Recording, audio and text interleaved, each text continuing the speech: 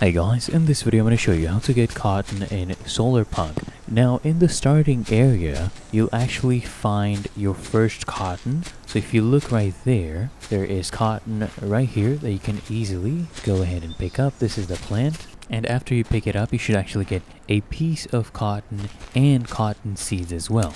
Also, when it's nighttime, it's actually very easy to find cotton. It usually glows in the dark.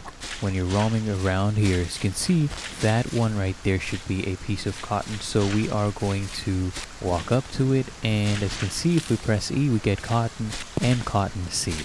Now, you won't find that many cotton around in the first area. So what you'll need to do is go ahead and plant more. So just go and get a hoe, and I want you to till the land right here. So go ahead and till this area. We'll get one more here and just another one right here. And then I want you to go ahead and open up your inventory, equip your cotton seeds. Just go up to that piece of land, equip your cotton seed, and then just plant them right there. So sow the seeds, and then we get our water can. Make sure it has water, and now you can water these plots of land.